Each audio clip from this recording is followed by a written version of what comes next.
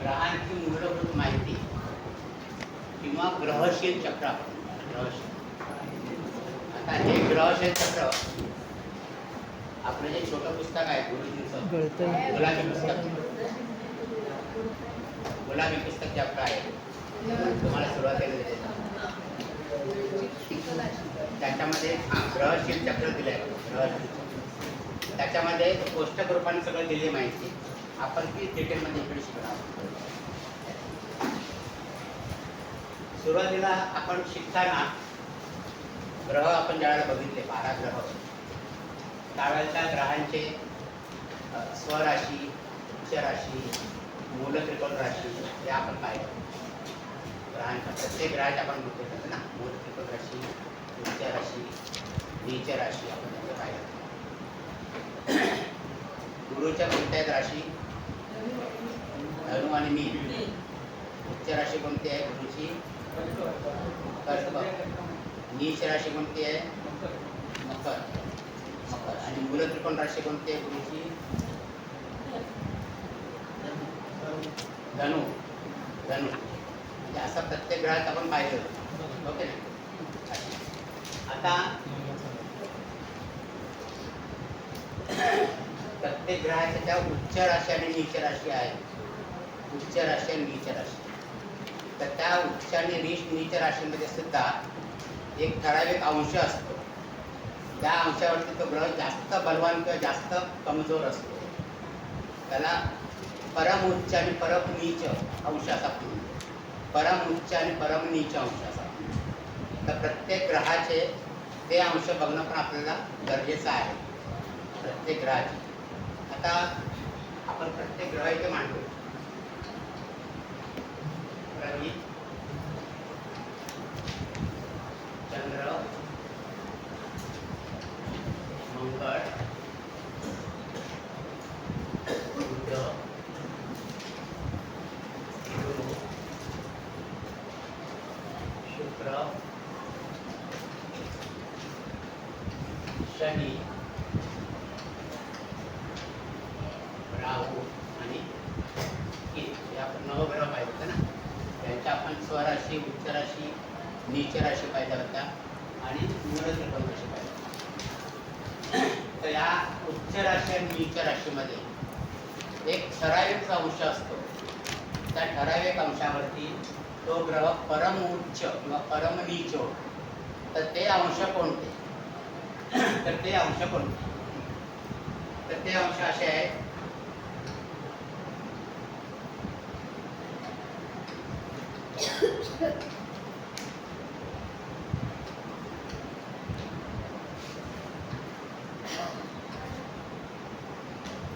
परम उच्च आणि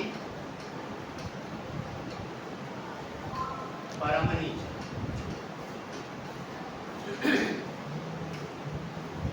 उदाहरणार्थ रवी मेषेमध्ये उच्चित असतो, मेष राशीमध्ये. पण मेष राशीमध्ये 10 अंश रवी असेल तर तो परम उच्च असा म्हणतो, जास्तीत जास्त बलवान. मेष राशीमध्ये 10 अंशावर असेल. हे सगळे अंश आहेत.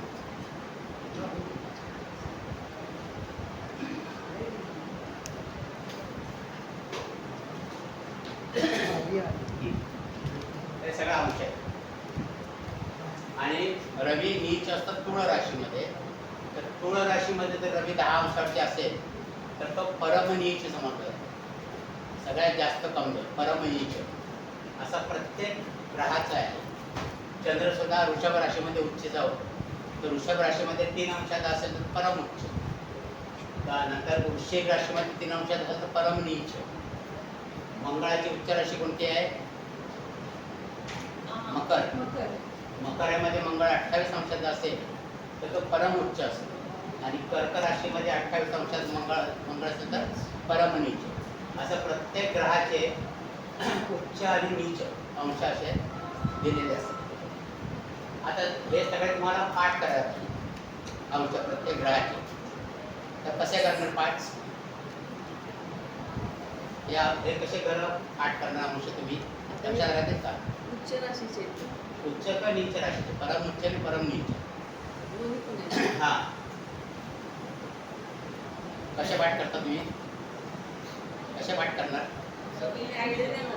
हा, आयडिया द्या ना. आयडिया देता का?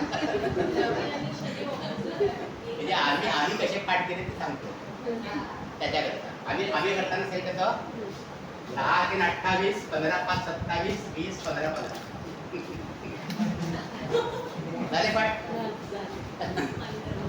10 3 28 15 5 27 20 15 आणि पहिले ओळीची ग्रह येऊन घ्यायची सगळे.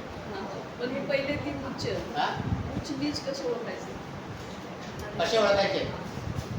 आता चंद्र कसा ओळखणार उच्च नीच? चंद्राची उच्च राशी कोणती आहे? हा, मग ते तुम्ही पाठ करा अगोदर. आणि ते पाठ झाल्यानंतर कोणत्या अंशावर परम उच्च असतं, परम नीच असतं हे तुम्हाला या अंशावरनं कळेल. या अंशावरनं कळेल.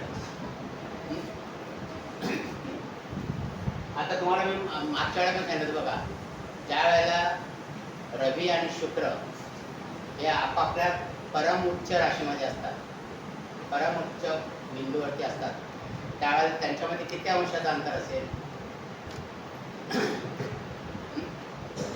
रवी आणि शुक्र त्यावेळेला आपापल्या राशीमध्ये परम उच्च अंशावरती असतात, त्यावेळेला त्यांच्यामध्ये किती अंशाचं अंतर असेल? असा प्रश्न तुम्हाला येतो. हा, असा हा दोन शुक्र पुढे असतो ना. परम उच्च आता प्रत्येकाची परम उच्च राशी तुम्हाला बघायला पाहिजे कोणत्या त्या. आणि त्या परम उच्च राशीमध्ये मग त्या दोघांमध्ये कमीत कमी अंतर किती असणार? असे प्रश्न तुम्हाला येतात. ते कसे सोडवायचे? तर शुक्र कोणत्या राशीमध्ये उच्च होतो, उच्च होतो? शुक्राची उच्च राशी कोणती? मीन राशी किंवा 12 नंबरची राशी. रवीची उच्च राशी कोणती आहे? मेष. हे 1 नंबरची राशी. ओके ना. आता मीन राशीमध्ये शुक्र किती अंशावर परम उच्च होतो? 27 अंशावर. आणि रवी मेषमध्ये 10 अंशावर. दोघांमध्ये किती अंतर असेल? मीन राशीमध्ये 3 अंश राहिले संपायला, नंतर मेष राशी सुरू होईल ना. म्हणजे इकडची 3 अंश आणि मेष राशीची 10 अंश. म्हणजे दोघांमध्ये कमीत कमी अंतर किती असेल? 13 अंश. त्यावेळेला ते परम उच्च राशीमध्ये असतील. असा प्रश्न येतो. तर ते असे प्रश्न तुम्हाला असे सोडवायचे. म्हणजे शुक्र कोणत्या राशीमध्ये उच्चित होतो? तर मीन राशीमध्ये. रवी लॉजिक लावायचं. रवी मेष राशीमध्ये, मग मीन आणि मेषमध्ये किती अंतर आहे? एकच राशीचं अंतर आहे. पण मीनेमध्ये 27 अंशावरती परम उच्च होतो आणि इथे 10 अंशावरती. म्हणजे 27 अधिक 3 म्हणजे 30 अंश झाले आणि हे 10 म्हणजे 13 अंश. दोघांमधलं अंतर 13 अंशाचं असतं. 10 अंशावरती परम उच्च होतं ना. हा, दोघांमधलं अंतर किती आहे? आता तुम्ही कुंडली जर मांडली समजा,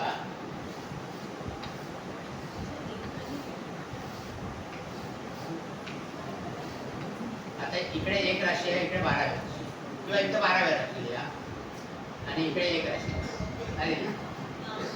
आता इथे शुक्र 27 अंशावरती उच्चीचा होता ना मेनेमध्ये, आणि रवी 10 अंशावरती. या दोघांमध्ये अंतर किती आहे? इथे 27 अधिक 3 म्हणजे की राशी संपणार 3 अंश घेतले, म्हणजे हे 3 अंश इकडचे येणार आणि इकडे त्यावेळेला शुक्र 10 अंशावर येईल इकडे, त्यानंतर रवी बरोबर येईल ना. म्हणजे हे 10 अंश आणि हे 3 अंश, टोटल 13 अंश झाले ना असे.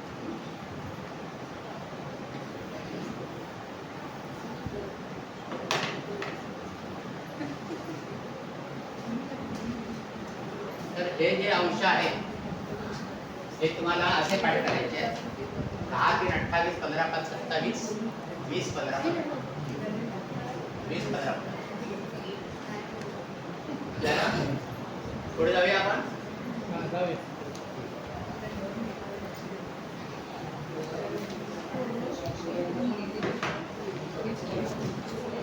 नंतर तर ग्रहांमध्ये आपण पुरुष ग्रह, स्त्री ग्रह आणि नपुंसक ग्रह अशी विभागणी करू.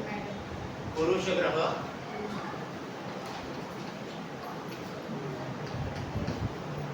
स्त्री ग्रह आणि नपुंसक ग्रह.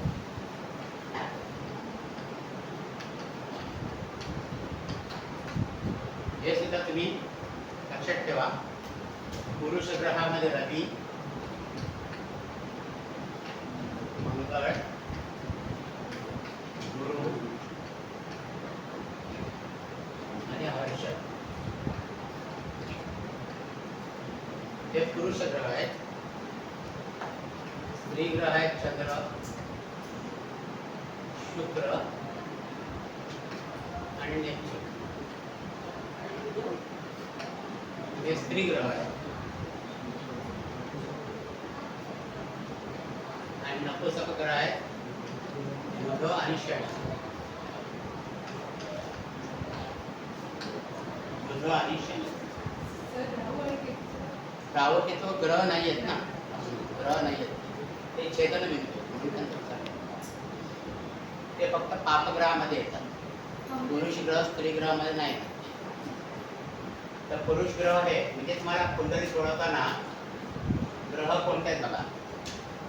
पुरुष ग्रह, स्त्री ग्रह आणि नपुंसक ग्रह.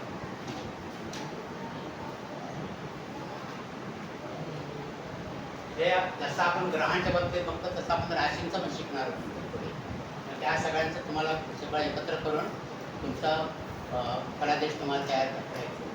कोणते कुठे वापरायचं हे त्यावेळेला तुम्ही ठरवायचं. पुरुष ग्रह, स्त्री ग्रह आणि नपुंसक. जसं तुम्ही पुढे कुंडल्या सोडवाल तर सप्तम स्थानामध्ये समजा बुध शनीसारखे ग्रह असतील, नपुंसक ग्रह. हे शनी हा नपुंसक ग्रह आहे. हे पुरुष ग्रह आहे, हे स्त्री ग्रह आहेत आणि हे नपुंसक ग्रह आहेत. म्हणजे त्यांच्यापासून फलादेश तुम्हाला तसा पॉझिटिव्ह मिळत नाही. बुध तसा बुध वगैरे तो मिश्र ग्रह आहे. तो ज्या ग्रहाबरोबर असेल त्या ग्रहाप्रमाणे तो फळ देतो. पण तो एकंदरीत नपुंसक ग्रह आपण बघतो. म्हणजे जिथे नपुंसकांची व्याख्या करता येईल, करायला लागेल, त्यांचा संबंध जोडावा लागेल, तिथे तुम्हाला असंच होतं. बुध आणि शनी नपुंसक.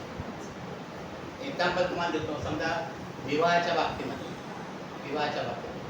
एखादा विवाह सफल होत नाही तर त्यांच्या सप्तम स्थानामध्ये बुध शनी सारखे जर ग्रह, बुध शनी दोघं असले तर त्यांना विवाहाचं वैवाहिक सुख मिळत नाही. असं म्हणजे हे नपुंसक ग्रह. वैवाहिक सुखाला कसं आपल्याला पाहिजे ग्रह, स्त्री ग्रह, शुक्र, चंद्र किंवा असे ग्रह पाहिजे. ते नपुंसक ग्रह असतील तर वैवाहिक सौख्य मिळणार. मग त्यावेळेला तुम्हाला हा वापर करायचा. म्हणजे फलादेश कराल आपण पुढे बघू तेव्हा आपण आता उल्लेख नपुंसक ग्रह आहे. तसं आहे पुरुष ग्रह, स्त्री ग्रह आपण बघितले. तसाच शुभ ग्रह आणि पाप ग्रह होतात.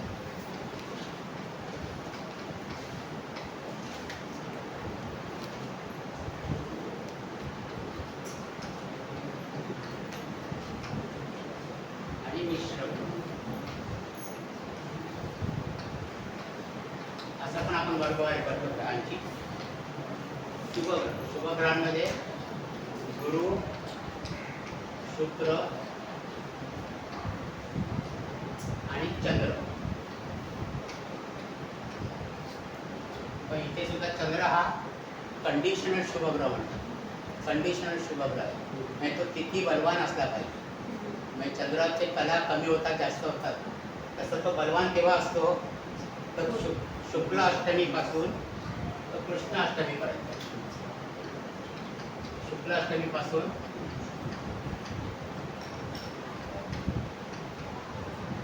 कृष्ण अष्टमीपर्यंत शुभ असतो.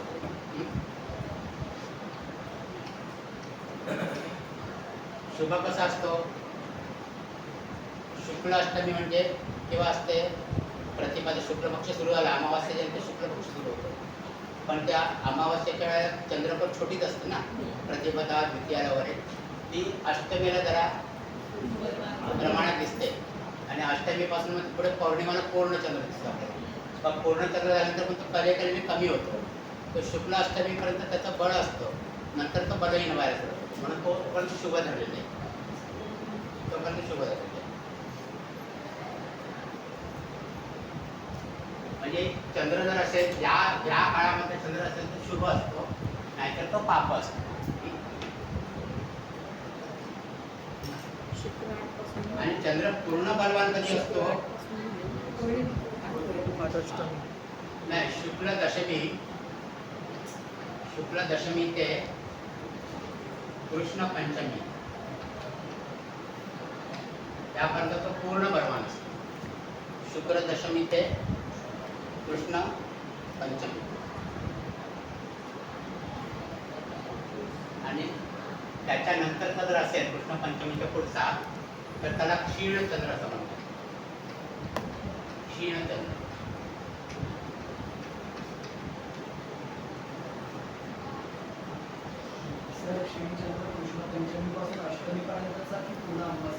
तो शुभ धरतो आपण. शुक्ल अष्टमीपासून कृष्ण अष्टमीपर्यंत शुभ धरतो चंद्र. श्रीचंद्र किती दिवस धरावा? हा? श्रीचंद्र किती दिवस धरावा? कुठला? श्रीचंद्र किती दिवस धरावा? क्षीणचंद्र शुक्ल दशमी ते कृष्ण पंचमी पर्यंत तो हे असतो, बलवान असतो. शिलेले तिथे बलवान दिसतो, बलवान. आणि बाकीच्या याला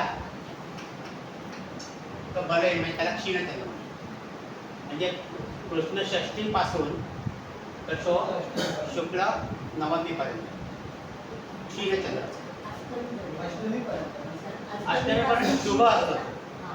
शुक्ल अष्टमीपासून कृष्ण अष्टमीपर्यंत शुभ असतो, पण पूर्ण बलवान जो आहे ना तो शुक्ल दशमी ते कृष्ण पंचमी पूर्ण बलवान. तुम्ही हे जर लक्षात ठेवलं तरी चालेल. बाकीचा जो उरला तो पूर्ण तर तो क्षीण असतो, म्हणजे तो इथपर्यंत तो शुभ ग्रह असतो चंद्र, आणि बाकीच्या दिवसाला तो शुभ ग्रह होत नाही चंद्र. क्षीण किती असतो? हा? क्षीण. हा? कृष्ण षष्टीपासून क्षीण किती तारीख? कृष्ण षष्टीपासून तर तो शुक्ल नवमीपर्यंत येणार ना.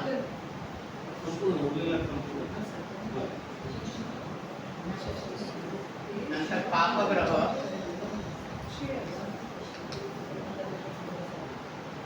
पापग्रहामध्ये रवी, मंगळ,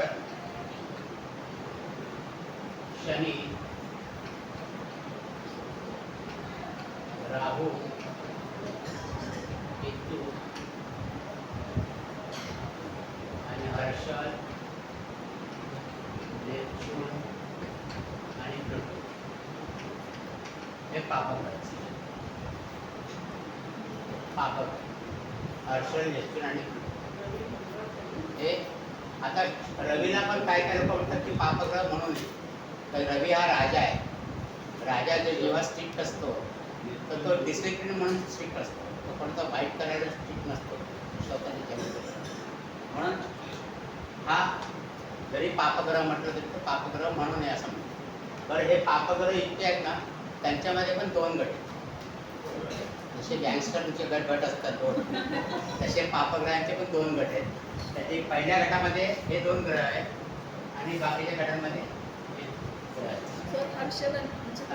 म्हणजे ह्यांचं एकमेकांमध्ये वैर नाही. हे पापग्रह जरी असले तरी एकमेकांचे मित्र आहेत, हे पापग्रह असले तरी एकमेकांचे मित्र आहेत असं. पण ह्यांचं आणि ह्यांचं पटत नाही आणि ह्यांचं आणि ह्यांचं पटत नाही, एवढं लक्षात ठेवा. आणि मिश्र ग्रह म्हणून बुध आहे.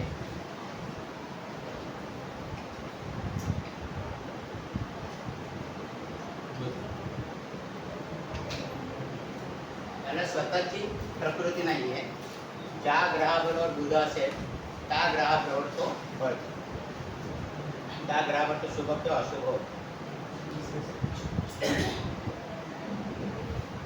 त्या ग्रहाबरोबर तो शुभ किंवा अशुभ होतो.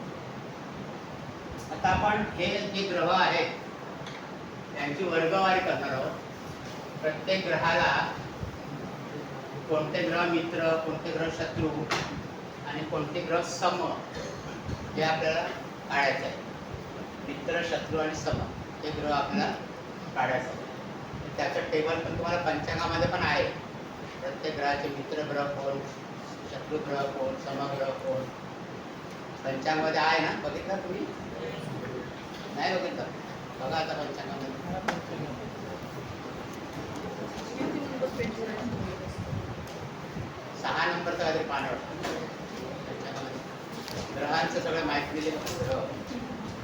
ग्रहाची उच्च राशी नीच राशीवानी इकडच्या बाजूला आहे माझं. उच्च अजून कट्टा माहिती मिळालं. हा 4 नंबर पण ना. 7 हां मिळालं सगळ्यांना. त्याच्यामध्ये प्रत्येक ग्रहाचा मित्रग्रह कोण, शत्रुग्रह कोण आणि समग्रह कोण, समकोण. आता हे तुम्हाला पाठ करायला लागते प्रत्येक ग्रहाचे. नाहीतर मग एक नाही लक्षात राहिलं नाही तर एक पुस्तक मांडायला लागेल. त्याच्यावर तुम्हाला काढता येईल प्रत्येक ग्रहाचे कोणते पापग्रह, कोणते मित्रग्रह, कोणते शत्रुग्रह.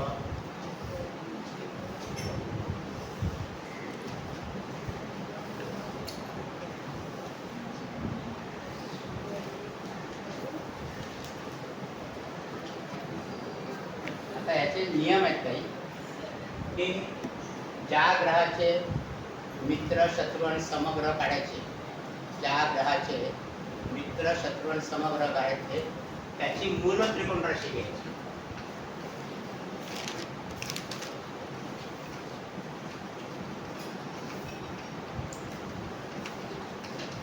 त्याची मूल त्रिकोण राशी प्रथम स्थानात घ्यायची आणि मग बाकीच्या राशी मांडत जायची. मूल त्रिकोण राशी. आता इथे ही काय त्या स्थानानं कोणा घेतात बघा.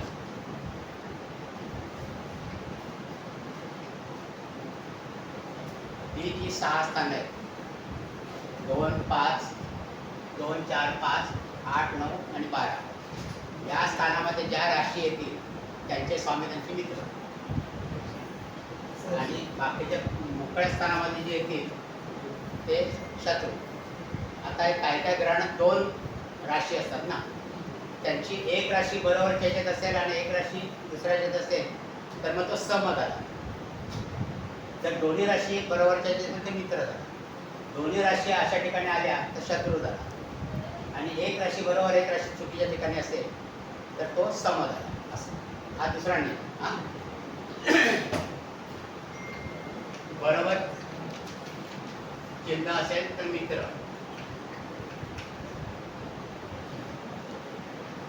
असं चिन्ह असेल तर शत्रू. आता आपण चिन्ह बघितले. आता प्रथम स्थानात मूल त्रिकोण राशी म्हणजे ती त्याची मित्राचीच असते म्हणून त्याला काय हे करायचं ते तुम्हाला नेम प्लस ते नाही दिली ती साहित्यात नाही ते तुम्ही बघतच नाही. नंतर तिसरा एक नियम आहे तो महत्वाचा आहे. ज्या राशीमध्ये ग्रह उच्चीचा होतो, ज्या राशीत ग्रह उच्च होतो ती राशी खुलीच्या ठिकाणी आली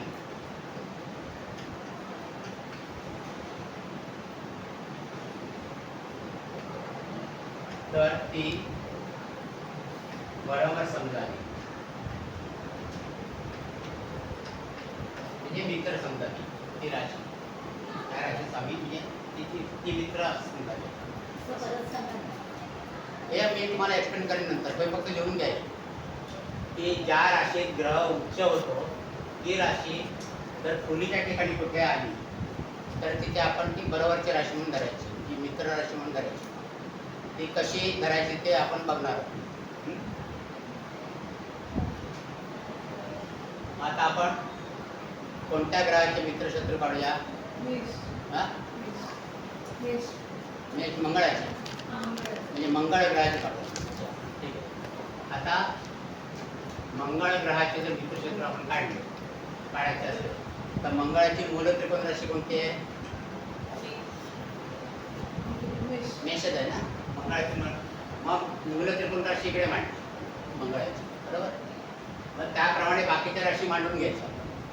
म्हणजे एक इथे मांडली, मग इथे 2, 3, 4, 5, 6, 7, 8, 9, 10, 11 आणि 12 अशा आपण राशी मांडून घेतो.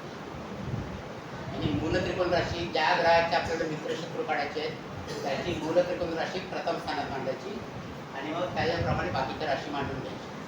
आता आपल्याला मित्रशत्रू काढायचे आहेत मंगळाचे. मग इथे आपण मित्र लिहूया, इथे शत्रू लिहूया आणि इथे सम.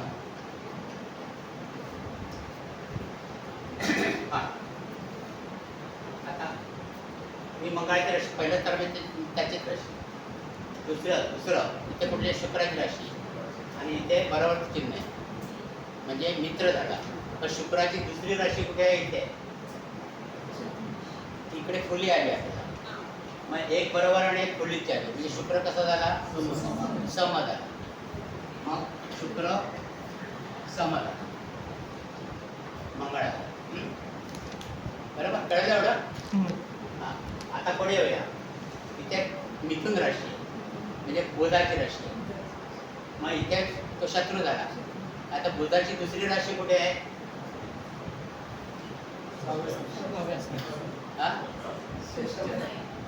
कोणती? 6वी राशी आहे ना बुधाची, कन्या. म्हणजे ही खोली या ठिकाणी, ही सुद्धा खोलीच्या ठिकाणी. म्हणजे दोन्ही खोलीच्या ठिकाणी आल्यामुळे बुध काय झाला? शत्रू झाला. बुध शत्रू झाला. आता इथे चंद्राची राशी आहे बरोबरच्या ठिकाणी. चंद्राची एकच राशी आहे म्हणजे तो मित्र झाला. चंद्र मित्र झाला. इथे रवीची राशी आहे, तिची पण एकच राशी आहे, तो पण मित्र झाला. रवी. हे झालं ही त्याची स्वतःचीच राशी आहे. ही धनु राशी, गुरुची राशी. गुरुची दुसरी राशी मीन राशी, ती सुद्धा बरोबर ठिकाणी आहे म्हणजे गुरु सुद्धा मित्र झाला. गुरु सुद्धा मित्र झाला. नंतर इथे शनीची राशी आहे. इथे पण शनी राशी, इथे पण शनी राशी. मग शनी कसा होईल? शत्रू होईल का? का सम होईल? दोन्ही क्रॉस आहे. आपला नियम नंबर 3 काय आहे बघा? ज्या राशीमध्ये ग्रह उच्चीचा होतो ही राशी खुलीच्या ठिकाणी आली तरी बरोबर समजायची. आता मंगळ मकरेमध्ये उच्चीचा होतो की नाही? मकरेमध्ये उच्चित होतं. मग मकर राशीमध्ये जरी खुलीच्या ठिकाणी आला तरी ती बरोबर धरायची. म्हणजे मकर इथे हे येणार मित्र आणि ही शत्रू येणार. म्हणजे शनी काय झालं? सम झालं. शनी झाला सम.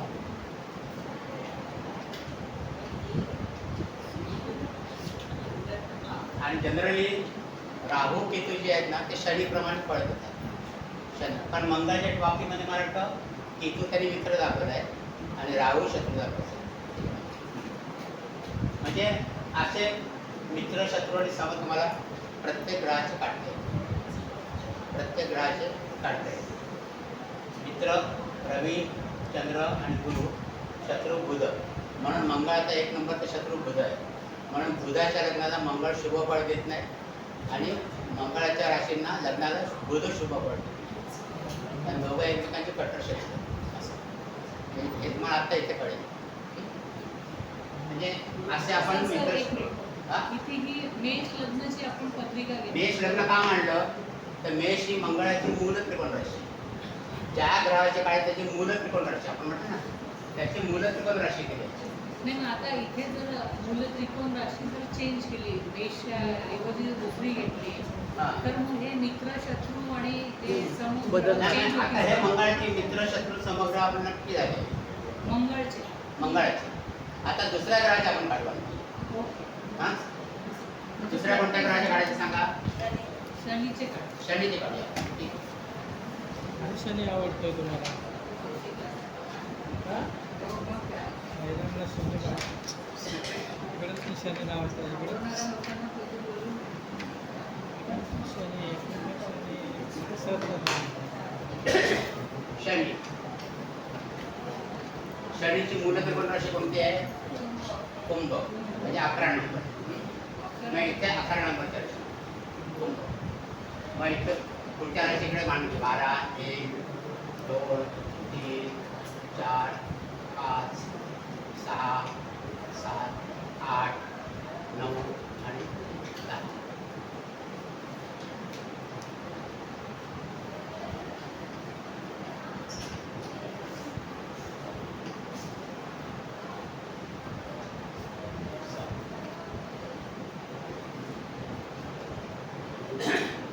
मित्र, शत्रू आणि सम.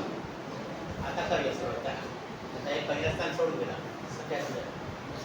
इथे गुरुची राशी. आणि गुरुची दुसरी राशी कुठे आहे बघा? इथे आहे. म्हणजे एक खोली आणि एक बरोबर. म्हणजे गुरु कसा झाला? सम. गुरु सम झाला.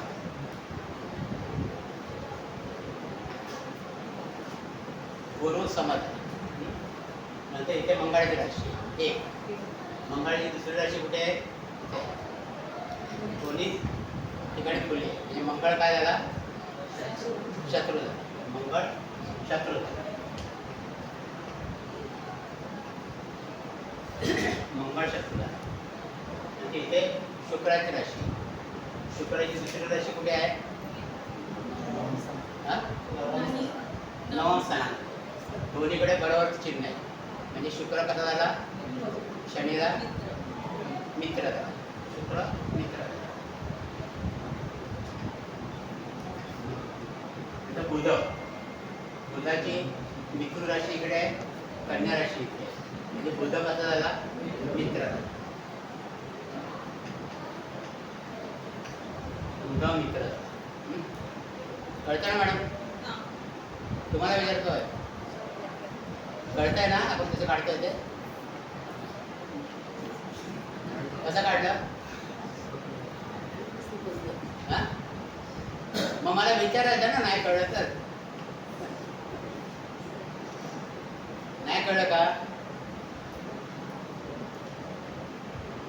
बोला ना काहीतरी. नाही समजलं सर. मग सांगा ना तुम्ही मला, मी सांगतो ना परत तुम्हाला. आपण काय घेत म्हटलं होतं की ज्या ग्रहांचे मित्र, शत्रू आणि समर ग्रह काढायचे आहेत, त्या ग्रहांची मूल त्रिकोण राशी. हा शब्द महत्वाचा आहे. मूल त्रिकोण राशी पहिल्या स्थानात मांडायची. आणि नंतर त्याच्या पुढच्या राशी अशा मांडत जायच्या सगळ्या. ओके. आणि द्वितीय स्थान, चतुर्थ स्थान, पंचम स्थान, 8, 9 आणि 12 या स्थानामध्ये ज्या राशी येते त्यांचे स्वामी मित्र ते फुल्या लिहिलेले आहेत. त्या राशींचे स्वामी हे शत्रू. आणि ते एक फुल्ली एक बरोबरचं चिन्ह आहे, ते ग्रह सम. एवढं आपण म्हटलं ओके नाही. मग आता शनीची काढताना शनीची मूल त्रिकोण राशी आपल्याकडे घेतली. मूल त्रिकोण राशी घेतल्यानंतर ही कुंडली मांडली कुंभ लग्नाची. आता इथे ही राशी कोणाची? गुरुची आहे, मीन राशी. गुरुच्या 2 राशी. मग दुसरी राशी कुठे? गुरुची इथे आहे. इथे फुलीचं चिन्ह आहे आणि हे बरोबरचं चिन्ह आहे. म्हणून गुरु कसं झालं? शनीला सम झाला, म्हणून तो सम दिला. बरोबर. नंतर इथे मंगळाची राशी आहे. इथे घर घेत जायचं. इथे मंगळाची मेष राशी पण फुलीच्या ठिकाणी आहे. आणि मंगळाची वृश्चिक राशी सुद्धा फुलीच्या ठिकाणी आहे. म्हणजे मंगळ काय झाला? शत्रू झाला. तो शत्रू आपण मंगळ इथे लिहिला. नंतर शुक्राची वृषभ राशी इथे आहे आणि तूळ राशी इथे. दोन्ही बरोबरच्या ठिकाणी आहे. म्हणजे शुक्र काय झाला? मित्र झाला. नंतर इथे बुधाची मिथुन राशी इथे आहे बरोबरच्या ठिकाणी आणि कन्या राशी पण बरोबरच्या ठिकाणी. म्हणजे बुध सुद्धा मित्र झाला. नंतर इथे कुठला आहे? कर्क म्हणजे चंद्र. चंद्र इकडे फुली आहे. चंद्राची एकच राशी आहे. मग चंद्र काय झाला? शत्रू झाला. मग शत्रू चंद्र झाला. नंतर इथे रवीची राशी आहे.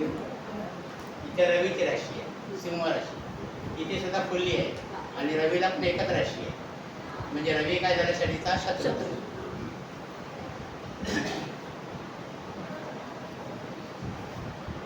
रवी शत्रुघ्न. रवी शत्रुघ्न.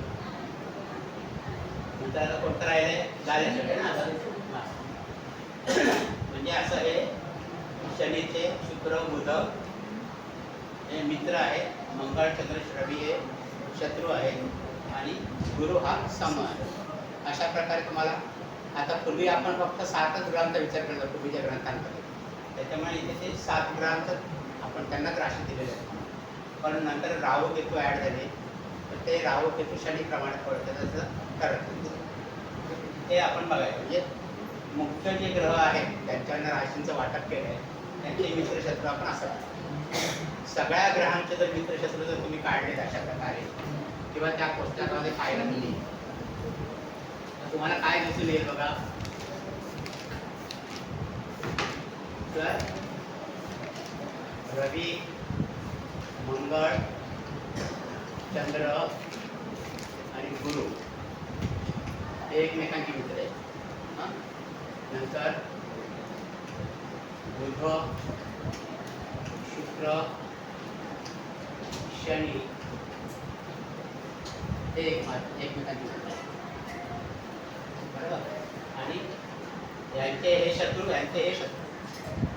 म्हणजे इतकं सोपं आहे एवढं लक्षात ठेवलं. हां, आणि दुसरं एक त्याच्यात तुम्हाला मान्य एक बघितलं असेल तर गुरु या ग्रहाला कोणताही ग्रह शत्रू मानत नाही. बघा, गुरु एकतर मित्र तरी आहे किंवा सम तरी आहे. त्या पुस्तकात तुम्हाला बघायला मिळेल.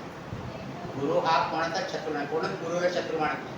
कारण गुरु हा सगळ्यात मोठा ग्रह आहे आणि त्याला कोणी त्याच्याशी पंगा कोणी घेत नाही, म्हणून त्याला कोणी शत्रू मानत नाही. हां, आणि दुसरा बघितलं तर बुधाच्या बाबतीत तुम्हाला कळेल. बुध आणि चंद्र यांचं कंपॅरिझन केलं तर चंद्र बुधाला मित्र मानतो बघा त्या पुस्तकामध्ये, पण बुध चंद्राला शत्रू मानतो. चंद्र ही माता आहे, बुध हा पुत्र आहे, युवराज. म्हणजे आईचं प्रेम मुलावरती असतं असं तुम्ही लक्षात ठेवा. आईचं प्रेम नेहमीच मुलावर. मुलगा कधी कधी आईला मान देत नाही, तो प्रकार इकडे आहे. हां, नंतर बुध आणि चंद्र परत. हां, बुध आणि चंद्राचं परत सांगा. बुध चंद्र जो आहे तो बुधाला मित्र मानतो. तुम्ही त्याच्यात बघा पुस्तकामध्ये मी तुम्हाला फक्त त्यातल्या युक्त्या सांगतो कसं कसं लक्षात ठेवायचं. चंद्र जो आहे तो बुधाला मित्र मानतो, पण बुध आहे तो चंद्राला मित्र मानत नाही. बघा बुधाच्या तिथे लिहिलं असेल चंद्र शत्रू लिहिलं असेल ना तिथे पंचांगामध्ये. चंद्र बुधाचा शत्रू लिहिलं आहे की समोर शत्रू लिहिलं असेल.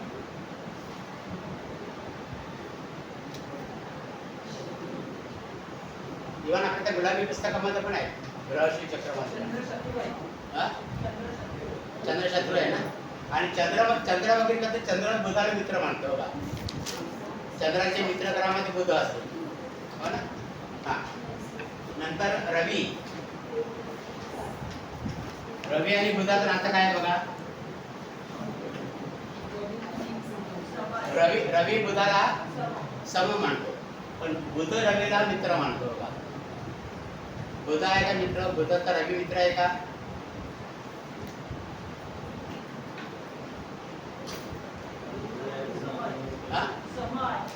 बुधाचं बघा, बुधाचे मित्र शत्रू बघा.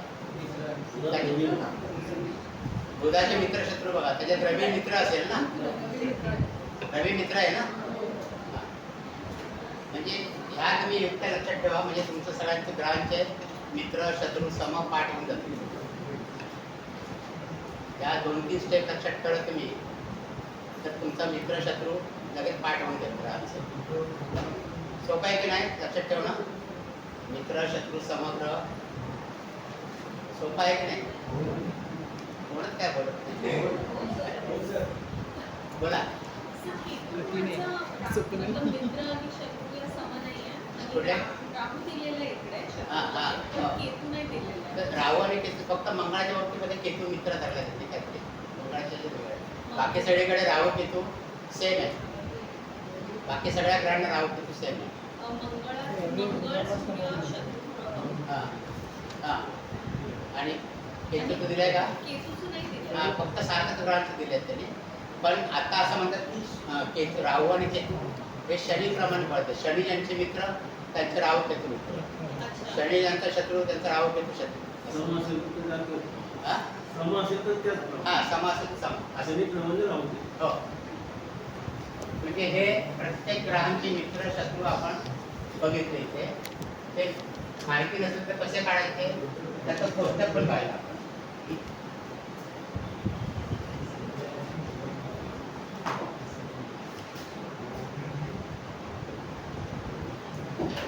मग आता ज्यावेळेला आपण कुंडली बघतो त्यावेळेला कुंडलीमध्ये पाराशरीप्रमाणे आपल्या त्या छोट्या पुस्तकात दिलं कोणते ग्रह शुभ असतात, कोणते ग्रह पापग्रह असतात कुंडलीला.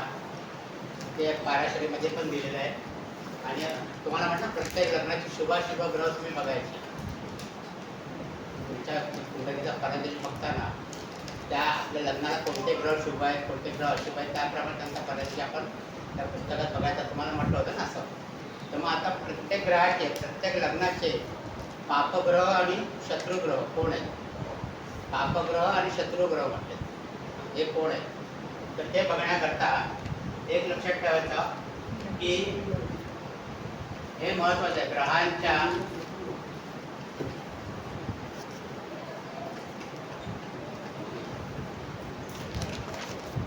मूळ त्रिकोण राशी जर 6, 8 आणि 12 या स्थानात असतील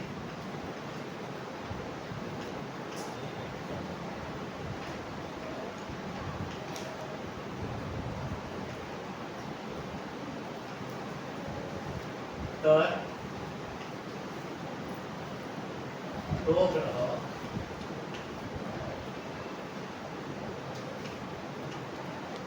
त्या लग्नाला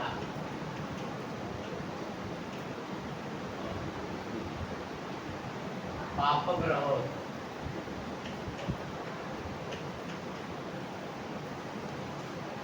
तर तो ग्रह त्या लग्नाला पापग्रह. म्हणजे तुम्हाला वारेमाप सगळी पुस्तकं पाठ करायला नको.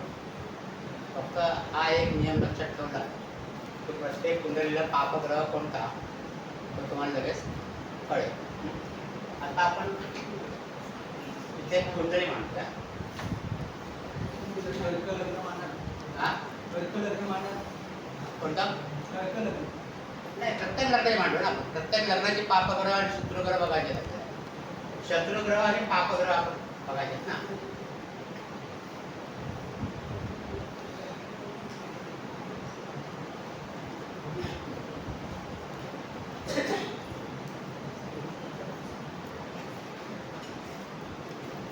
म्हणजे हा एक नियम तुम्ही लक्षात ठेवा. दुसरा नियम काय? मगाशी मी सांगितल्याप्रमाणे रवी, चंद्र, मंगळ आणि गुरु हे एकमेकांचे मित्र.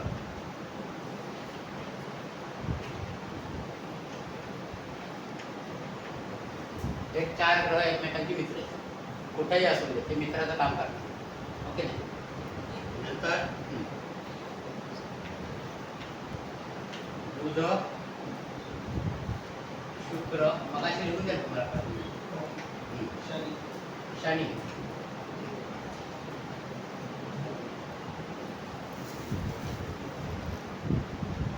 हे सुद्धा एकमेकांचे मित्र आहेत.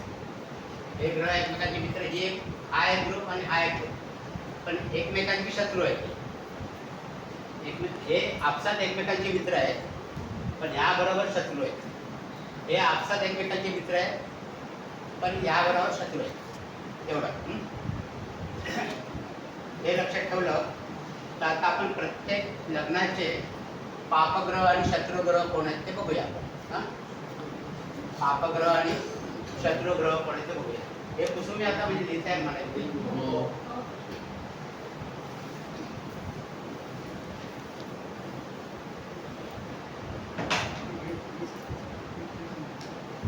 आपण असं लग्न राहूया.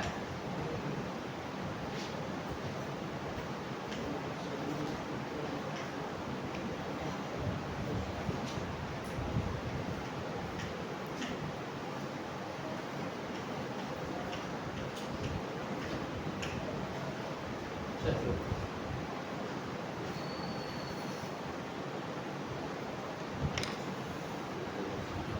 हा. आता पहिलं मेष लग्नापासून सुरू करू. मेष लग्न आपण जर घेतलं तर मेष लग्नाची कुंडली मांडून घ्यायची.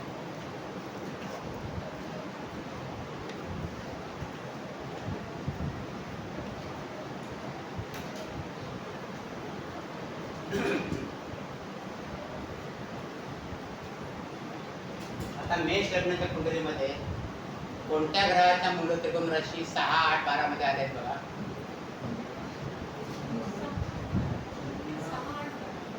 6, 8 आणि 12 या स्थानामध्ये कोणत्या ग्रहांच्या मूल त्रिकोण राशी आलेल्या आहेत त्या बघा. हा? हा, मूल त्रिकोण बुधाची आली. बुधाची राशी इकडे आली 6 मूल त्रिकोण राशी. म्हणजे मेष लग्नाची कुंडली असेल तर त्याला बुध हा पापग्रह. म्हणजे मेष लग्नाच्या कुंडलीला बुध हा चांगलं फळ देणार नाही किंवा बुधाच्या महादशा अंतर्दशा चांगल्या जाणार नाही. सिंपल आहे एवढं, बरोबर. मेष लग्नाला बुध हा पापग्रह झाला. आता शत्रुग्रह कशा काढणार? सर पुन्हा सांगा. हा? पुन्हा एकदा. हा. मेष लग्न आपण घेतलं म्हणजे मेष लग्नाची कुंडली मांडून घेतली.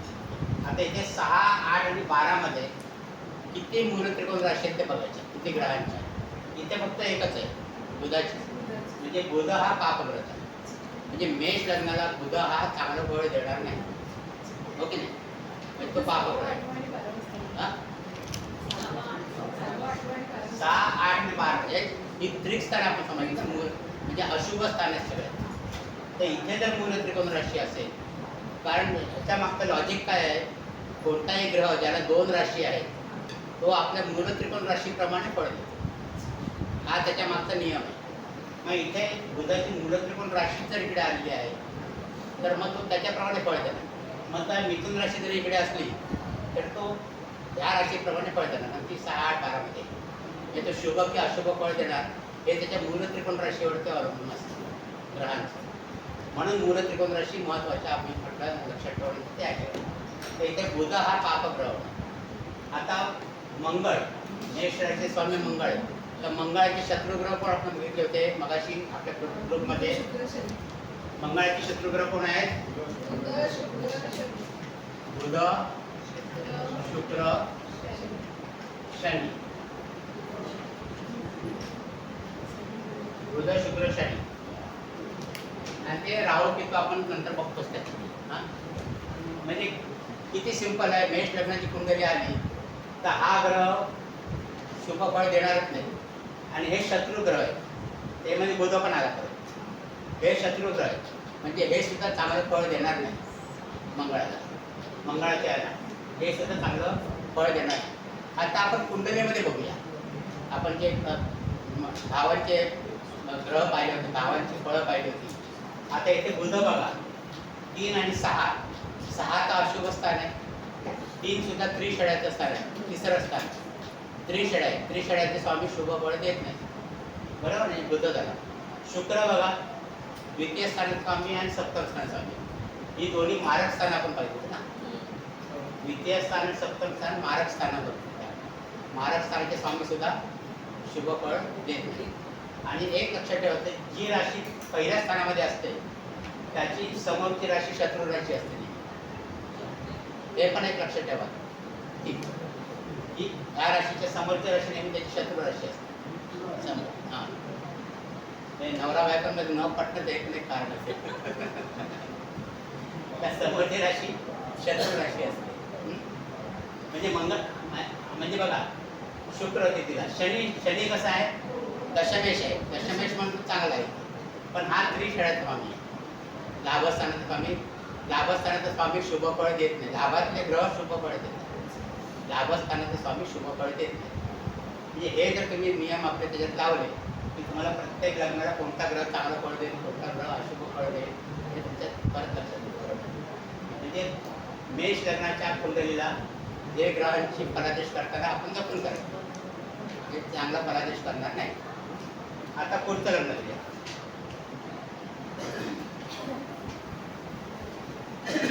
पुढचं लग्न वृषभ.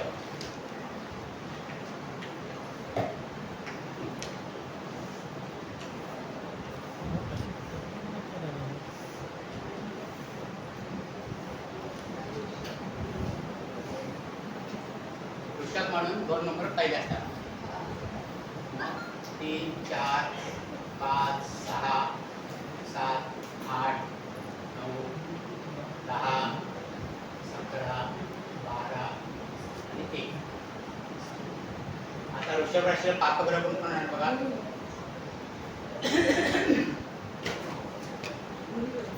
वृषभ लग्नाला पापग्रह कोण आणणार.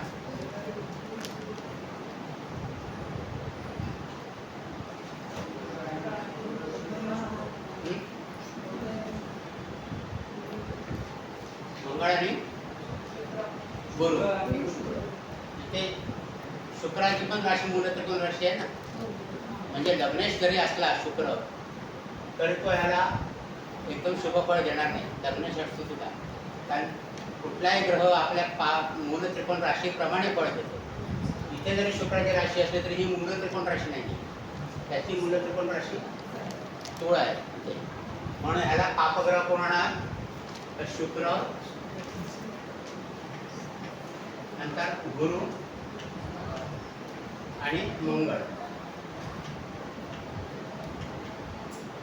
3 पापग्रह. म्हणजे या 3 ग्रहांच्या महादशा अंतर्दशा वृषभ लग्नाला शुभ जाणार नाही. आता वृषभ लग्नाची शत्रुग्रह कोण. स्वामी शुक्र. मग शुक्राचे शत्रुग्रह कोण आपण बघितले होते. रवी गुरु. का मंगळ इकडे आलाय ना. रवी आणि गुरु. सर गुरु पण लिहिले ना पापग्रह. हा हो इथे आले ना गुरु पापग्रह आहे ना. शुक्र गुरु मंगळ पापग्रह लिहिले ना आपण. शत्रूमध्ये सर शनी येईल. हा शत्रूमध्ये पाहिजे या तुम्ही पाहिजे. हा मंगळ. मंगळ. आता इथे बघा तुम्ही 7 म्हणजे शुक्राची मूल त्रिकोण राशी आहे. ही गुरुची मूल त्रिकोण राशी आहे. गुरुची इथे मूल त्रिकोण राशी म्हणून तो अशुभ आहे. दुसरी राशी पण त्रिषड्याच्या स्थानामध्ये लाभस्थाना. म्हणजे गुरु पापग्रह. वृषभ लग्नाला गुरु शुभ फळ देणार नाही.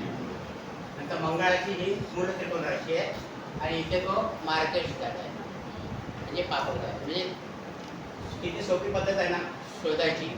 आणि लॉजिक पण तुम्ही लावू शकता त्याला. विचारलं तरी एक्सप्लेन करायला विचारलं तरी तुम्ही सांगू शकता. आता परीक्षेत तुम्हाला विचारलं की वृषभ लग्नाचे शुभाशुभ ग्रह लिहा, एवढं लिहिलं की तुमचं झालं उत्तर तयार. आणि लक्षात ठेवायला पण सोपं आहे नाही. म्हणजे पाठांतर पुढे करायचं नाही, हे सोपं आहे पाठ करायचं. आणि बाकीचे ग्रह आहेत ते मित्र ग्रह. आता बाकीचे ग्रह मित्र कोणते. शनीचे. शनीची एक राशी बघा भाग्यस्थानामध्ये, एक दशमस्थानामध्ये. म्हणजे ज्या ग्रहाची एक राशी भाग्यस्थानामध्ये, एक राशी केंद्रस्थानामध्ये येते, तो ग्रह त्या लग्नाला योगकारक ग्रह होतो. म्हणून वृषभ लग्नाला शनी हा योगकारक. आपण मागे पण म्हटलं ना वृषभ लग्नाला शनी योगकारक होतो. तुळ लग्नाला आणि वृषभ लग्नाला. तर ते त्याचं कारण इकडे आहे.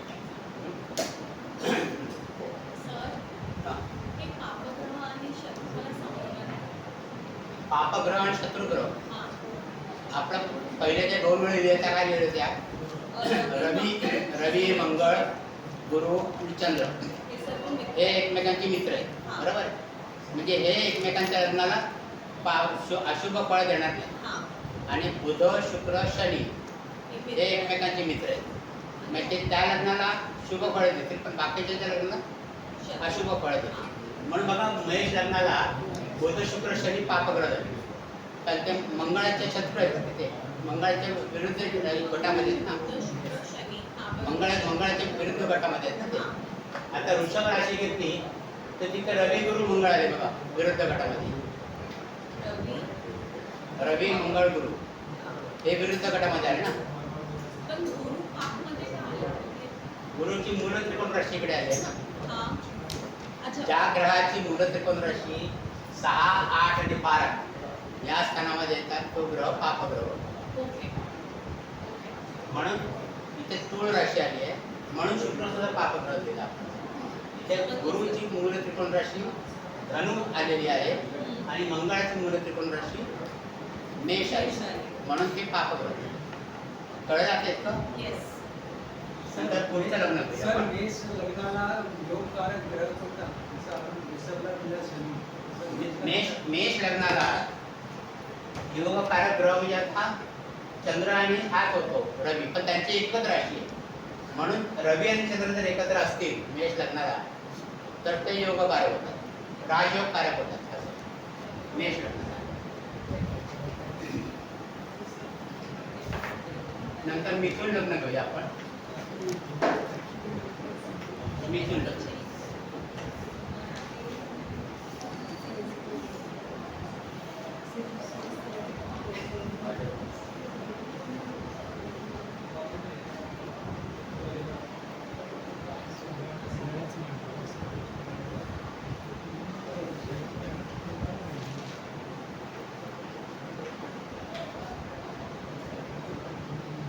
इकडे सांगा बघू.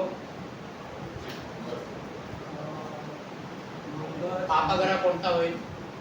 मंगळ शनी आणि शुक्र. मंगळ शनी आणि शुक्र हे पापग्रह होते. का होतील पापग्रह? 6-12 मध्ये बुध त्रिकोण. तुम्ही अर्धाच पिक्चर बघताय. त्याच्या अगोदरचा भाग काय होता नियमाचा? हे वाचा परत. हा. ज्या ग्रहाची मूल त्रिकोण राशी, हा महत्वाचा शब्द आहे. ज्या ग्रहाची मूल त्रिकोण राशी 6, 8, 12 मध्ये असेल तर तो ग्रह पापग्रह होतो ना. मग इथे कोणत्या ग्रहाची मूल त्रिकोण राशी आहे का 6, 8, 12 मध्ये? आहे का? नाही आहे ना. म्हणजे मिथुन लग्नाला कोणताही ग्रह पापग्रह होत नाही. चंद्राची जरी मूल त्रिकोण राशी धरली असली तरी चंद्राची इथे कर्क राशी धरतात. इथे कर्क राशी चंद्राची धरतात. म्हणजे मिथुन लग्नाला कोणताही ग्रह म्हणजे सिव्हिअर पापग्रह म्हणून तो फळ देणार नाही मिथुन लग्नाला. चंद्र हा मूळ त्रिकोण आहे. वृषभमध्ये मूळ त्रिकोण आहे ना चंद्र 12. वृषभात मूळ त्रिकोण जर दिला असला चंद्र तरी ह्या कोष्टकामध्ये तो चंद्राची कर्क राशी धरायचा. त्यांना एकच राशी आहे ना. या ग्रहांच्या 2 राशी असतात त्यांची मूल त्रिकोण राशी, याची ते एकच राशी आहे ना, तर तीच मूल त्रिकोण राशी धरतात. इथे रवीची मूल त्रिकोण राशी सिंह धरणार आणि चंद्राची कर्क राशी. त्या ज्या लग्नाला ते आपण बघूत आहे. तर मिथुन लग्नाचा स्वामी कोण आहे? बुध. मग बुधाचे शत्रुग्रह कोण आहेत? आपल्या 2 ओळी बघायच्या. पहिल्या घाटातले शत्रू हा म्हणजे कोणतं होणार? मंगळ, नंतर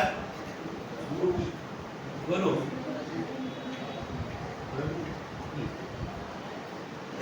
मंगळ आणि गुरु होणार शत्रुग्रह. आता का होणार मंगळ आणि गुरु? तर मंगळाची एक राशी षष्ठ स्थानामध्ये येते, अशुभ स्थानामध्ये. दुसरी राशी लाभस्थानात त्रिषड्या स्थानामध्ये येते. म्हणजे तो सुद्धा अशुभ फळ देणार, ते पण अशुभ फळ देणार. म्हणून मंगळ शत्रू. गुरु एक राशी मारक स्थानामध्ये येते, मारक स्थानामध्ये, आणि एक दशम स्थानामध्ये येते. आणि अजून इथे एक हे आहे, पॉईंट आहे की बाधकेश म्हणून ग्रह असतो. बाधकेश जसं आपण मारकेश बघतो. मारकेशमध्ये 2 आणि 7 स्थानाचे स्वामी मारक होतात ना. आणि बाधकेश जो ग्रह असतो ना तो प्रत्येक लग्नाला वेगळा वेगळा असतो. प्रत्येक लग्नाला म्हणजे चर लग्न असेल, चर लग्न कोणती आहेत? 1, 4, 7, 10. 1, 4, 7 आणि 10 ही ज्यावेळेला लग्न असतात त्यावेळेला 11व्या स्थानाचा स्वामित्व असतो. 11व्या स्थान हे बाधक स्थान होते. आता स्वामी बाधकेश होतो. चर लग्न 1, 4, 6, 10 म्हणजे मंगळाचे लग्न. मंगळाचे लग्न. नंतर स्थिर लग्न. स्थिर लग्न कोणते आहेत? 2, 5, 8, 11. 2, 5, 18. त्याला 9वे स्थान हे बाधक होते. 9व्या स्थानाचा स्वामी हा बाधकेश होतो. आणि द्विस्वभाव लग्न. द्विस्वभाव लग्न कोणते आहेत? 3, 6, 9 आणि 12. याला सप्तम स्थान. त्यांचा स्वामी हा बाधकेश होतो. आता हा कसा द्विस्वभाव लग्न आहे ना, 3. मग आता सप्तमेश जो आहे गुरु हा मारकेश पण होतो आणि बाधकेश पण होतो. म्हणून मिथुन लग्नाला गुरु हा प्रबळ मार्केश होतो असं. मिथुन लग्नाला गुरु हा प्रबळ मार्केश होतो. परीक्षेत तुम्हाला विचारतात मिथुन लग्नाला गुरु प्रबळ मार्केश होतो, बरोबर की चूक? तर आपण सांगायचं बरोबर. का बरोबर? तर तो मार्केश पण होतो आणि बाधकेश पण होतो. मार्केश पण होतो आणि बाधकेश पण, तो प्रबळ मार्केश होतो. तर हा एक मुद्दा तिथे आहे, बाधकेश आणि मार्केश. म्हणून गुरु तिथे आपण हे लिहितो. म्हणून गुरु आपण शत्रुग्रह म्हणून कळलं? पण कळतं मला? हां. रवी आणि चंद्र का नाही आले? हां? मिथुनमध्ये रवी आणि चंद्र का नाही हां, आले? आता रवी आणि चंद्राचे राशी कुठे आहेत बघा. इथे हां. रवी आणि चंद्र. इथे हा चंद्र मारक होतो, पण एक नियम आहे पाराशरीतला, रवी आणि चंद्र कधीही मार्केश होत नाही. रवी आणि चंद्र मार्केश. कधीही मार्केश होत नाहीत रवी आणि चंद्र. आपण ते पहिले नियम बघितले त्याच्यामध्ये दिले बघा, रवी आणि चंद्र हे मार्केश होत नाही. जरी मार्केश असले तरी मार्केश होत नाही रवी आणि चंद्र. म्हणून त्यांचं नाव शत्रुघ्न नारायण आहे.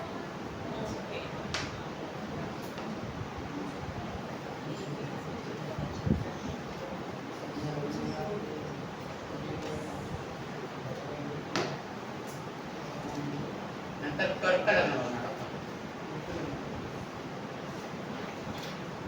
कर्क लग्न. कर्क लग्नाची कुंडली मांडली तर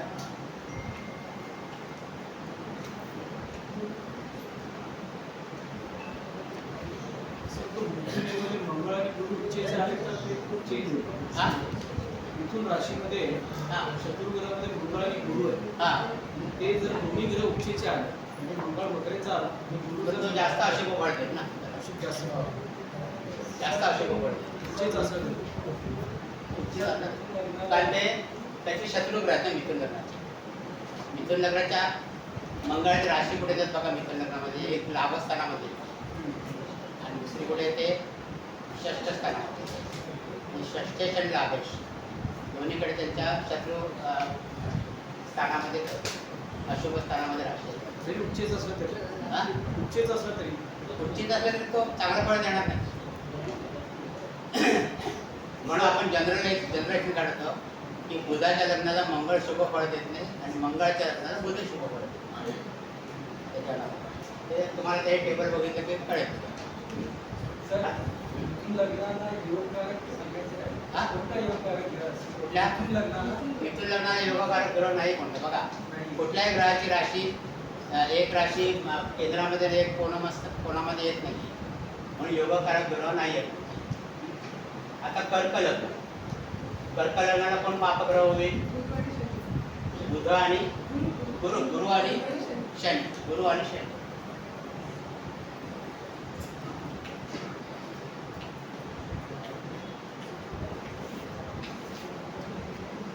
गुरु आणि शनी. आणि मग शत्रुग्रह कोण होतील? अपोजिट ग्रुप मधले कुठले आहेत? चंद्राच्या अपोजिट ग्रुप मधले हा? शनी. बुध, शुक्र आणि शनी. बुध, शुक्र आणि शनी हे शत्रुग्रह होते. शनी पापग्रह पण आहे, शनी शत्रू पण आहे. पापग्रह म्हणजे तो अष्टमात त्याची राशी आहे ना शनीची, अच्छा. म्हणून तो पापग्रह झाला. आणि इथे मार्केश पण येतो, शत्रू पण त्याचा त्याचा चंद्राचा शत्रू पण येतो, म्हणून तो शत्रुग्रह आहे. आता इथे तुम्हाला रिपिटेशन नको असं छडी काढून टाकलं शत्रुग्रहात नाही चालेल, कारण तो पापग्रह आहे, म्हणजे तो चांगलं फळ देणार नाही.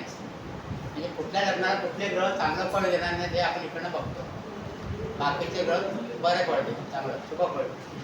सर यात योगकारक कुठे नाही. कर्क लग्नाला योगकार कोणता ग्रह होणार सांगा? मंगळ मंगळ त्यांनी लगेच मान आलेलं नाही म्हणून. मग मी कसं म्हणते असं? कोणता ग्रह योगकारक होईल? मंगळ मंगळ. का मंगळ योगकारक होईल? पंचमेश हा? केंद्र आणि त्रिकोण पंचमेश केंद्र आणि त्रिकोण. कुठल्या केंद्राचा स्वामी आहे मंगळ इथे?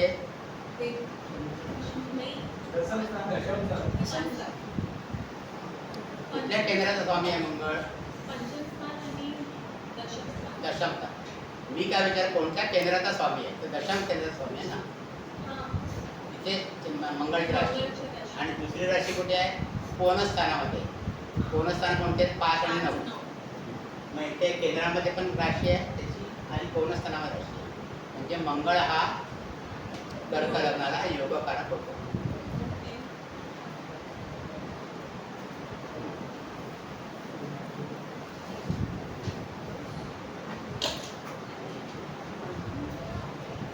नंतर सिंह लग्न घेऊया आपण.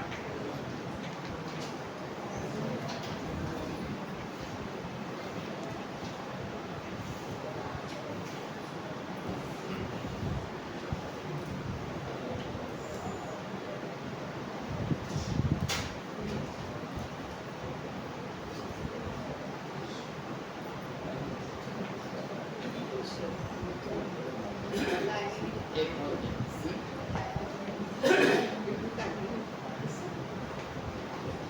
इथे कोणता ग्रह पापग्रह होईल? काय झालं? तिला माहित आहे. आता तुम्ही सांगा कोणता ग्रह पापग्रह होईल?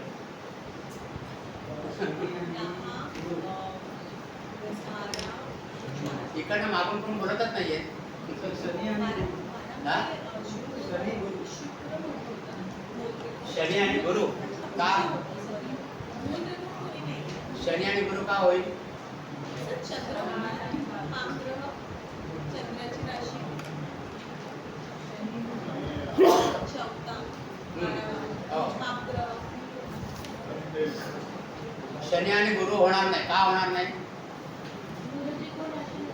मूळ त्रिकोण राशी नाहीये, शनीची पण नाहीये आणि गुरुची पण नाहीये मूळ त्रिकोण राशी. म्हणजे हे पापग्रह होणार नाही. मग पापग्रह कोण होईल? फक्त चंद्र होईल. चंद्राची कर्क राशी व्ययस्थानामध्ये आणि इथे आपण चंद्राची ही मूळ त्रिकोण राशी घेतली त्याच्याकडे ह्या पुस्तकात. म्हणून चंद्र हा पापग्रह होईल. आणि शत्रुग्रह कोण होतील? सिंहाचे. त्याच्या ऑपोजिट ग्रुप मध्ये कुठले ग्रह आहेत ते लिहून टाकायचे. कोणते आहेत? शुक्र शनी. शुक्र शनी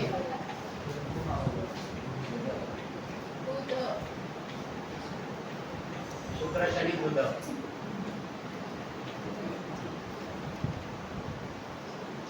शुक्र शनी बुध.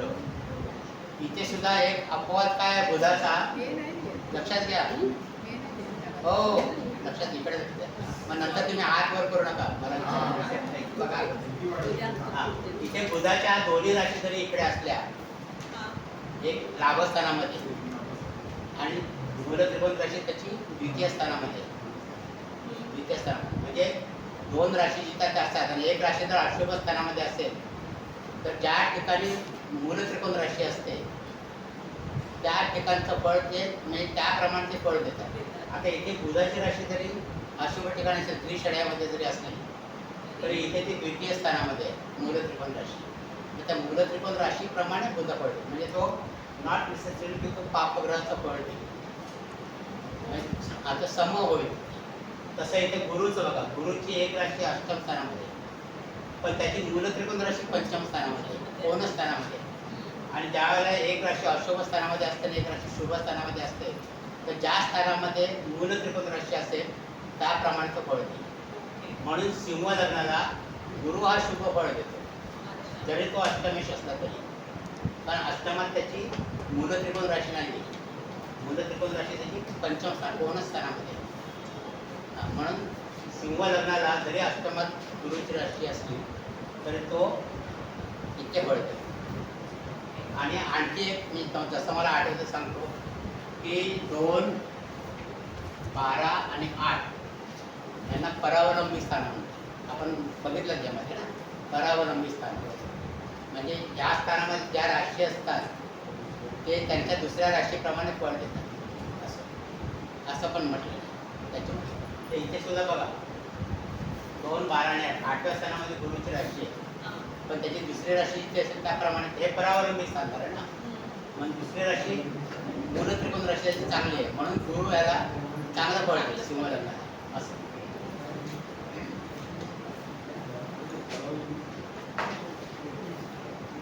झालं का आपल्याला? सर हां, परावलंबीचं डेफिनेशन काय? 2, 12 आणि 8 ही परावलंबी स्थान आहे. परावलंबी म्हणजे यातले जे राशी असतात त्यांच्या ज्या दुसऱ्या राशी आहेत त्याप्रमाणे फळ देतात,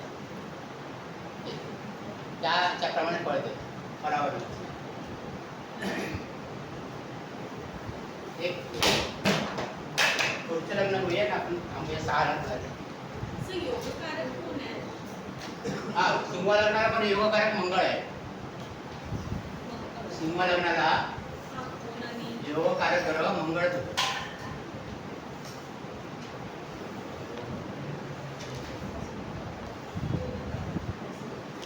परंतु हा पण परीक्षेमध्ये प्रश्न विचारतात. कर्क लग्नाला आणि सिंह लग्नाला जरी योगकारक ग्रह एकच असला मंगळ, तरी तो जास्त शुद्ध कोणत्या लग्नाला आहे, जास्त बलवान कोणत्या लग्नाला जाऊ शकतो. ओके ना? कर्क लग्नाला आपण बघितलं एक राशी दशम स्थानामध्ये, एक राशी पंचम स्थानामध्ये मंगळ आहे. सिंह लग्नाला काय होईल, एक राशी इकडे येणार आणि एक राशी इकडे येते मंगळाची, म्हणजे मंगळ योगकारक झाला.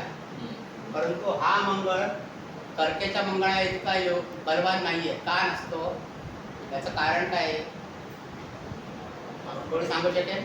सर चतुर्थीच आहे मॅडम. हा? चतुर्थीच मंगळ आहे. सर मंगळ चतुर्थ स्थानाला ऍक्टिव्हेट करतो. हा. तो योगकार म्हणजे पण केंद्रस्थान आहे ना ते. त्यापेक्षा तो योगकारकची आपली व्याख्या काय आहे की जो ग्रहाची एक राशी केंद्रस्थानामध्ये असते, एक राशी कोणस्थानामध्ये असते, तो ग्रह त्या लग्नाला योगकारक. त्या नियमाप्रमाणे मंगळ इथे योगकारक होतो, नक्की होतो. पण ह्या योगकारक मंगळापेक्षा कर्क राशीचा जो मंगळ आहे तो जास्त महत्वाचा आहे योगकारक. मूळ त्रिकोण राशी केंद्रात स्त्रीला लग्नाला नवम स्थान हा, या स्थिर लग्नाला नवम स्थान हे बाधक स्थान होतं. म्हणजे इथे जरी मंगळ योगकारक झाला तर तो बाधकेश पण होतो, म्हणून तो तितकासा पॉवरफुल होत नाही सिंह लग्नात, तितका तो कर्क लग्नात. हे कारण मंगल पादकेश पण आहे. हा, मंगल पादकेश पण आहे. बाधकेशकडे होतो ना स्थिर लग्नात 9वं स्थान. हे स्थिर लग्न आहे ना, हा. हे स्थिर लग्न आहे ना. हा. म्हणून. हा, आता पुढचं आपण घेऊया कन्या लग्न आणि मग थांबू आपण. हा, घ्या.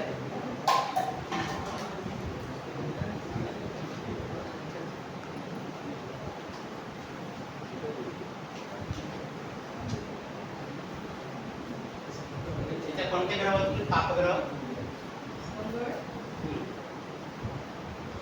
कोणते ग्रह पापग्रह होतील इथे सांगा पटापट. सिंह कर्क कन्या लग्नाला कोणते ग्रह पापग्रह होतील? शनी नाही, शनी हा, नंतर मंगळ मंगळ आणि रवी पण होईल ना. रवी रवीची पण मूलत्रिकोण राशी आहे ती. मूलत्रिकोण राशी आहे ना रवीची, म्हणजे शनी मंगळ आणि रवी.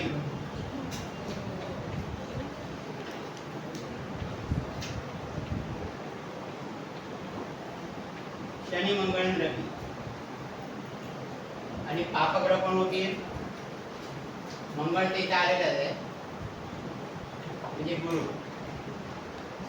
पापग्रह गुरु होईल.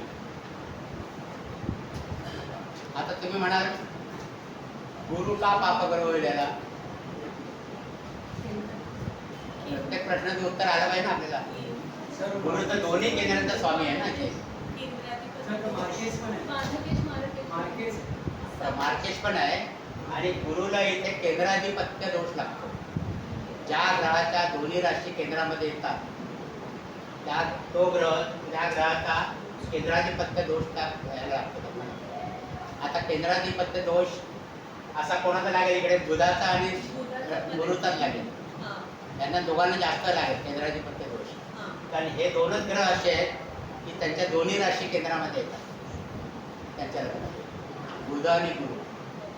म्हणून यांना केंद्राधिपत्य दोष जास्त प्रमाणात आहे. म्हणून इथे गुरुला केंद्राधिपत्य दोष पण आहे आणि गुरु प्रबळ मार्केश पण आहे. म्हणून गुरु हा शत्रुग्रह मंगळ कन्या राशी. तांब्या इकडे पुढची लग्न आपण पुढे योगकारक त्याला योगकार कोणता ग्रह कोणच नाही. योगकार कोणताच ग्रह नाही इथे कन्या लग्नाला. आहे का कोणता ग्रह? नाही आहे योगकार. एकच ग्रहाचं यायला पाहिजे. हा? एकच ग्रहाचं राशी यायला पाहिजे. एकाच ग्रहाच्या दोन राशी पैकी एक केंद्रामध्ये एक कोण स्थानामध्ये आहे. तर एक पण नाही ते ते. असे एक पण येत नाही. म्हणजे सर बघायला गेले तर मिथुन लग्न और कन्या लग्नाला योगकारक कोणताही थोड्या मिथुन लग्नाला आणि कन्या लग्नाला योगकारक कोणताही ग्रह नसतो. हा बुधाच्या लग्नाला ना. हो 6 आणि 3 दोघं एकच हो.